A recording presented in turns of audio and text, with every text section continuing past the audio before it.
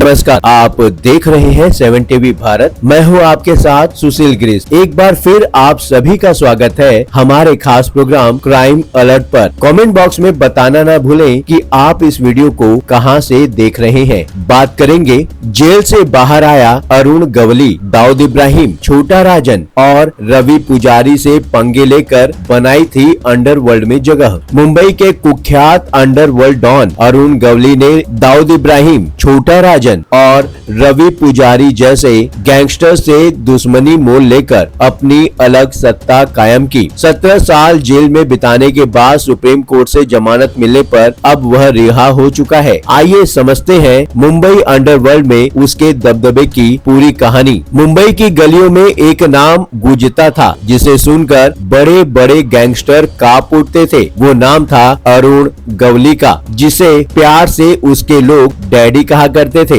उसने दगड़ी चाल को अपने साम्राज्य का गढ़ बनाया और अंडरवर्ल्ड के सबसे बड़े डॉन दाऊद इब्राहिम समेत छोटा राजन और रवि पुजारी जैसे खूंखार गैंगस्टर से लोहा लिया। एक साधारण मराठी परिवार से निकलकर अंडरवर्ल्ड का बेताज बादशाह बनने तक उसकी कहानी किसी फिल्मी स्क्रिप्ट से कम नहीं है। 17 साल की सजा काटने के बाद सुप्रीम कोर्ट से जमानत पाकर गवली फिर से बाहर आ चुका है। ये कहानी खून, धोखा और सत्ता की जंग से रंगी हुई है। अरुण गवली, जिसे डैडी के नाम से जाना जाता है, मुंबई के भायखला इलाके की दगड़ी चौल से निकला। एक ऐसा नाम जिसने कभी मुंबई के अंडरवर्ल्ड को दहलाया था। 17 जुलाई 1955 को महाराष्ट्र के अहमदनगर जिले के कोपर गांव में जन्मे गवली का परिवार मध्यम वर्गीय था। उसके पिता गुलाब राव मजदूरी करते थे और बाद में मुंबई की सिंप्लेक्स मिल में काम करने लगे। आर्थिक तंगी के कारण गवली ने मैट्रिक के बाद पढ़ाई छोड़ दी और कम उम्र में ही अपराध की दुनिया में कदम रख दिया। 1980 के दशक में अरुण गवली ने रामा नाइक की गैंग के साथ काम शुरू किया। यहाँ उनकी मुलाकात दाऊद इब्राहिम और छोटा राजन से हुई। उस समय दाऊद इब्राहिम मुंबई के अंडरवर्ल्ड में उभरता हुआ नाम था। गवली को दाऊद के अवैध हथियारों और ड्रग्स की तस्करी की खेप को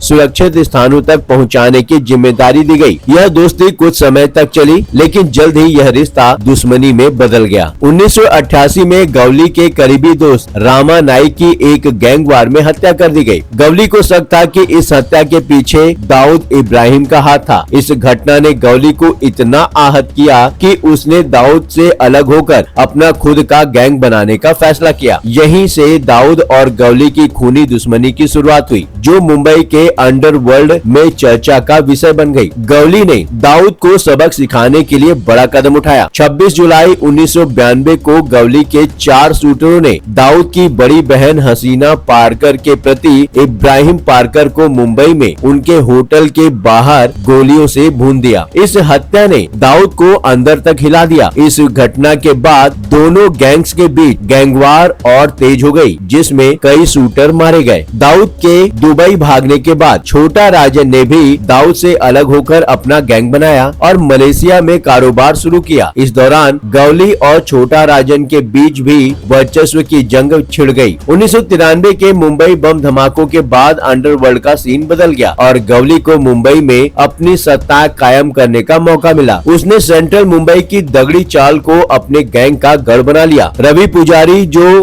बाद में अंडरवर्ल्ड का एक और बड़ा नाम बना, ने भी गवली के खिलाफ मोर्चा खोला। पुजारी ने हफ्ता वसूली और धमकियों के जरिए मुंबई में दबदबा बनाने की कोशिश की। गवली के गैंग ने इस चुनौती का जवाब अपने तरीके से दिया। दोनों के बीच कई बार हिंसक टकराव हुए, लेकिन गवली को स्थानीय मराठी समुदाय का समर्थन हासिल था। इसी वजह से वह पुजारी पर भारी पड़ता था। अरुण गवली ने अपने गैंग को मजबूत करने के लिए सैकड़ों अपराधियों को शामिल किया। उसका गैंग फिरौती, तस्करी और हत्या जैसे अपराधों में लिप्त था। दगड़ी चौल उसका मुख्य ठिकाना था, जहां से वह पूरी मुंबई में अपनी सत्ता चलाता था। गवली की ताकत इतनी थी कि छोटा राजन जैसे बड़े डॉन भी उससे खुले तौर पर टकराने से बचते थे। 1990 के दशक में मुंबई पुलिस के बढ़ते दबाव और गैंगवार से बचने के लिए गवली ने राजनीति में कदम रखा। साल 2004 में उसने अखिल भारतीय सेना ABS नामक पार्टी बनाई और चिंच पोकली से विधायक बनकर सत्ता के गलियारे में कदम रख दिया। हालांकि 2008 में गवली ने शिवसेना पार्षद कमलाकर जाम सांडेकर की हत्या करवा दी, जिसके बाद उसे इस मामले में साल 2012 में आजीवन कारावास की सजा सुनाई गई। वह नागपुर सेंट्रल जेल में 17 साल से सजा काट रहा था। अब सुप्रीम कोर्ट ने 2025 में गवली को जमानत दे दी। 76 वर्षीय गवली की रिहाई के समय उसके परिवार के लोग, वकील और समर्थक वहां मौजूद थे। कोर्ट ने उसकी उम्र और लंबी कैद को ध्यान में रखते हुए यह फैसला लिया। हालांकि उसकी जमानत शर्तों पर आधारित है। अगर वह नियम तोड़ता है तो उसकी जमानत रद्द हो सकती है। गवली की रिहाई ने मुंबई की स्थानीय राजनीति में हलचल मचा दी है। उसकी पार्टी अखिल भारतीय सेना को मनपा चुनाव में नई ऊर्जा मिलने की उम्मीद है। गवली को मराठी समुदाय का समर्थन भी अभी हासिल है और उसकी वापसी में बीएमसी चुनाव में नया मोड़ आ सकता है। आपके इस पर क्या विचार है? अपने विचार हमें कमेंट सेक्शन में जरूर बताइए। साथ ही यदि आप कोई जरूरी बात हम तक पहुंचाना चाहते हैं, चाहे वो प्रशासन से जुड़ी कोई परेशानी हो, आपके साथ हुआ कोई अन्याय, कोई सामाजिक समस्या या फिर कोई ऐसी बात जिसे समाज के सामने लाना जरूरी है, तो आप बेझिझक स्क्रीन पर दिए गए व्हाट्सएप नंबर 9998323655 पर आप हमसे सिर्फ व्हाट्सएप मैसेज के माध्यम से संपर्क करें। हमारी टीम आपकी बात को गंभीरता से सुनेगी और जरूरत पड़ी तो पूरी जिम्मेदारी के साथ सामने लाएंगे। आपका विश्वास ही हमारी ताकत है। इस चैनल को सब्सक्राइब करें। वीडियो पसंद आया हो तो वीडियो को लाइक करें। लगातार खबरों के लिए बने रहिए 7 टीवी भारत क्राइम के साथ।